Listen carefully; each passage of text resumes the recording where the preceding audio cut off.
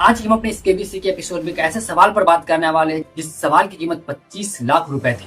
जी हाँ दोस्तों, इन सवाल की कीमत 25 लाख रुपए थी। और अगर मैं इस सवाल की बात करूँ तो ये सवाल यूपीएससी से कम के लेवल का भी नहीं था, सिविल सर्विस से कम के लेवल का भी नहीं। इस सवाल इतनी डीप पूछी गई थी। केबीसी के इतिहास में हमारे हिसाब से पहली बार ऐसा क्वेश्चन देखा गया जो कि यूपीएससी लेवल के क्वेश्चन हो। इस क्वेश्चन को देखते हुए इन कैंडिडेट ने डायरेक्ट क्वेश्चन को स्किप कर देते हैं और ये कैंडिडेट 25 लाख रुपए केबीसी से हार जाते हैं। सवाल पर जाने से पहले मैं ये बता दूं कि आखिर ये सवाल किससे रिलेटेड था। तो इस सवाल का कनेक्शन साइंस, भारत की ग्लोरी और रिसर्च पर बेस्ड है। अगर इस सवाल को लेकर हॉट सीट पर अगर आप होते तो आपका रिएक्शन कैसा होता और आप इस क्वेश्चन के साथ कैसे डील करते, आप अपनी राय कमेंट बॉक्स में जरूर दें। तो बिना अपने टाइम को गवाए हुए चलिए इस सवाल की शुरुआत करते हैं और देखते हैं कि सवाल क्या था। तो केबीसी की स्क्रीन पर सवाल ये था, which Indian state give its name to the geological age at the earth started around 4000 years ago. Bharat में कौन सी राज्य पृथ्वी के भूवैज्ञानिक युग को अपना नाम देता है जो लगभग 4000 साल पहले शुरू हुआ था। अगर इनके ऑप्शंस की बात करूं तो option number 1 Rajasthan, option number 2 Kerala, option number C Gujarat, option number 4 Meghalaya.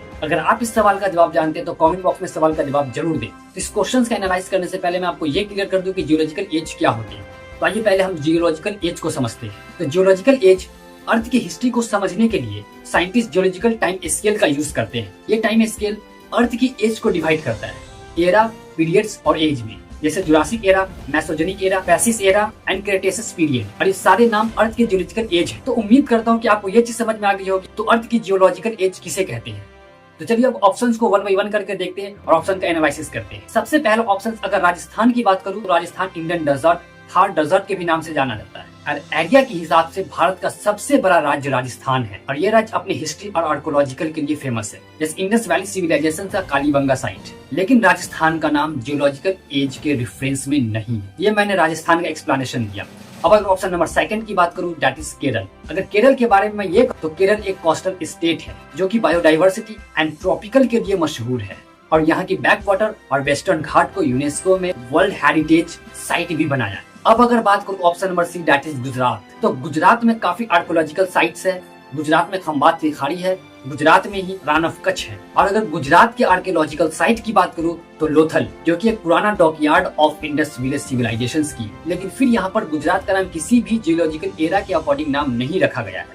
अब अगर बात करूं option number 4, that is Meghalaya. तो मेघालय के बारे में यहाँ पर यह कहा जाता है तो मेघालय की 3 सबसे बड़ी पहाड़ी गारो खासी जयंती, जो मेघालय को एक अलग रूप देता है। जबकि मेघालय में एक स्थान है, स्थान का नाम है मानसिंग राम, जहाँ वर्ष भर बारिश होती है और पूरी दुनिया का सबसे ज्यादा बारिश होने वाला स्थान मानसिंग राम को कहा जाता है। और ये एक नेचर के अकॉर्डिंग, एक प्रकृति के अकॉर्डिंग वहाँ का अलग दृश्य दिखता है। मेघालय एक छोटा लेकिन जियोलॉजिकल सेंस के अकॉर्डिंग बहुत ही इंपॉर्टेंट स्टेट है। और मेघालय की मामरूफ केव में साइंटिस्ट को एक मेजर क्लाइमेट इवेंट के सबूत मिले हैं जो एक बड़े ड्रॉट का इंडिकेशन है।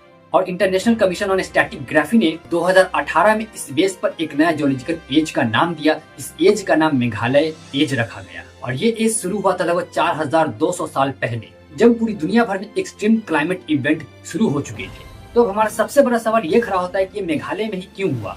तो आइए इन सवाल को भी हम लोग डील करते हैं कि जैसे भी मैंने थोड़ी देर पहले ये बताया कि मेघालय की मामरूफ केव में साइंटिस्ट को मेजर क्लाइमेट इवेंट का सबूत मिलता है। इसमें मिले स्टेलग्माइट जो गुफा की छत से लटके फॉर्मेशन ने दिखाया एक क्लाइमेट चेंज इवेंट जो दुनिया भर के साथ भारत के मेघालय में भी हुआ। इसी कारण से इस स्टेट्स को मेघालय एरा कहा जाता है। तो मैंने ऑप्शंस के अकॉर्डिंग 1 बाय 1 डील किया और इस कैंडिडेट ने इस क्वेश्चन को देखने के साथ इस क्वेश्चन को स्किप कर दिया था क्योंकि ये क्वेश्चन रिसर्च बेस्ड पर थी, इंडिया की ग्लोरी पर थी। तो अगर मैं अपनी तरफ से मानूं तो ये क्वेश्चन यूपीएससी के लेवल की थी। अगर आपको इस सवाल का जवाब पहले से मालूम था तो कमेंट बॉक्स में यस लिख के जरूर बताएं। और डील करने के बाद अब आप कितना कॉन्फिडेंस फील कर रहे हैं इस सवाल को लेकर, आप ये भी कमेंट बॉक्स में जरूर बताएं। और इस क्वेश्चन का रेटिंग आप क्या देना चाहेंगे। और मैंने जो 1 बाय 1 करके तमाम एक्सप्लेनेशंस दिया और जियोलॉजिकल एज के बारे में बताया और 4200 साल पहले की जो मैंने कहानी बताई, आप इन सभी को लेकर क्या सोचते हैं अपनी राय कमेंट बॉक्स में जरूर दें। फिर मिलते हैं नेक्स्ट एपिसोड में नेक्स्ट कंटेंट के साथ। तब तक के लिए जय हिंद।